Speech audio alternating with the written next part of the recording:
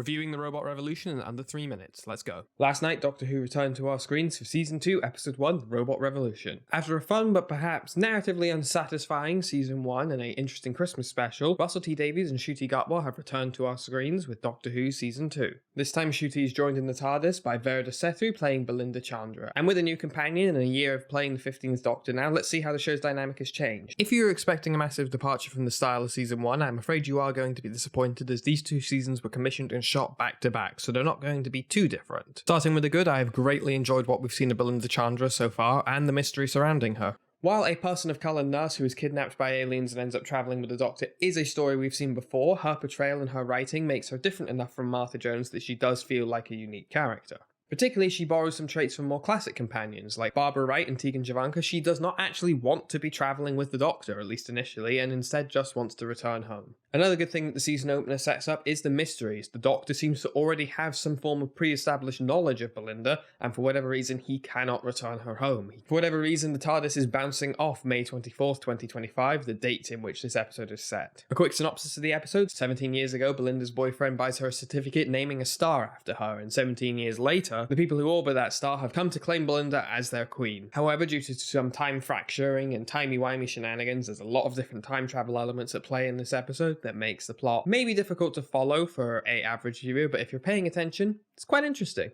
Highlights of this episode are definitely the strange way in which the robots malfunction, causing them to miss every 9th word. The 15th Doctor and Belinda's performances, both together and individually, are amazing, and it sets up some strong mysteries. Some issues I've had so far are the pacing, like Season 1. It seems that a lot of the episodes are rather fast, and while a lot is happening, not a lot seems to be getting done. In Russell's earlier run at the show seemed much more willing to slow down and have these deeper, impactful, and grounded, character-driven moments, and that seems to still be missing, just like it was in the previous season. But just like how I'm more of a fan of Martha over Rose, I am so far finding myself to be more of a fan of Belinda over Ruby, although I am excited for Millie Gibson's return later in the season. So to summarise, some weird pacing issues, which are saved by some captivating performances by Ncuti Gatwa and Verda Sethu. Join me next week when we'll be discussing Season 2, Episode 2, Lux. What did you think of Season 2, Episode 1? Comment below and let me know, and if you liked the video, like it, share it, and give me a follow. See you next week.